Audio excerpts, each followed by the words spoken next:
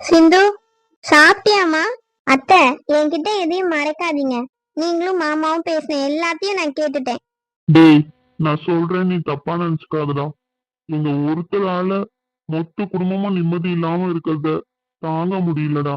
ஆமாடா, நானும் அதுதான் சொல்ல வந்தேன். ஏன்னா இது இப்படியே போனா சரியா வராது. நாளைக்கு காலையில விடிஞ்சதும் நீங்க கிளம்பிடுங்க. சரிடா. மொட்டையா கிளம்பிடுங்கன்னா என்ன அர்த்தம்? நாங்க மட்டும் போக மாட்டோம். என் பிள்ளையும் கூட்டிட்டு தான் போவேன். என் பேர பிள்ளையும் கூட்டிட்டு தான் போவேன்.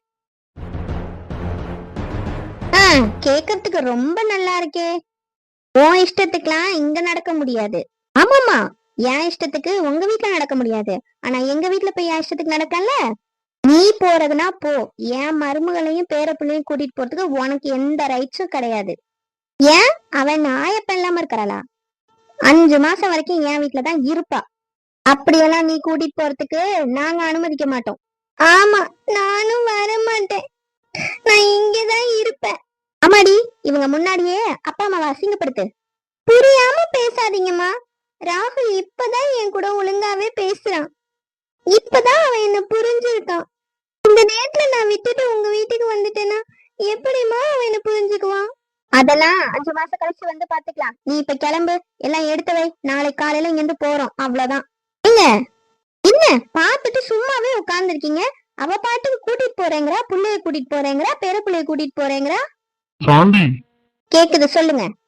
இங்க பாருமா, யாரும் உன்னை இங்க வற்புறுத்தல. நான் தான் நாளைக்கு காலையில கிளம்பிடுங்கன்னு சொல்லிட்டேனே, அதுக்கப்புறம் ஏமா பிரச்சனை பண்ற? எனக்கு இருக்கிறது ஒரே புள்ள. அதுக்கு நான் செய்ய வேண்டியதை செஞ்சுதான் ஆவேன். பார்க்க வேண்டியதை பார்த்துதான் ஆவேன். எனக்கு மட்டும் ஆசை பாசம் இருக்காதா? கல்யாணம் ஆனதுல இருந்து 1.5-2 வருஷமா இங்கதான் இருக்காங்க. எங்க வீட்டுக்கு நாங்க கூட்டிட்டு போய் எங்க பிள்ளைய நாங்க பாத்துக்கணும்னு ஆசைப்படுறதுல என்னங்க தப்பு? சரிம்மா, நீங்க தாராளமா உங்க பிள்ளையும் உங்க பேர பிள்ளையும் கூட்டிட்டு போங்க. கையோட நாளைக்கே கூட்டிட்டு போங்க.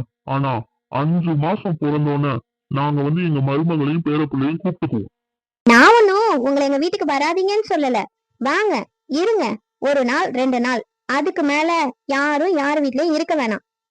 அவங்களுக்குன்னு வீடு வாசல் இருக்குல்ல, அங்கங்க இருக்கிறதா அவங்களுக்கு மரியாதை. தப்புதாம்மா, தப்புதான். உங்க குடும்பத்தை பிரிச்சு இங்க கூட்டிட்டு வந்தது என் தப்புதான். மன்னிச்சிருங்க. டேய், நீ ஏன்டா மன்னிப்புலான்னு கேக்குற?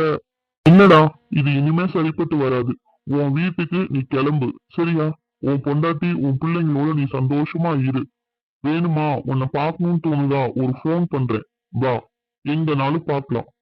இந்த வீட்டு கதவு உனக்காக என்னைக்குமே திறந்திருக்கும். நீ உன் நண்பன் வீட்டுக்கு என்னைக்கும் வரலாம்.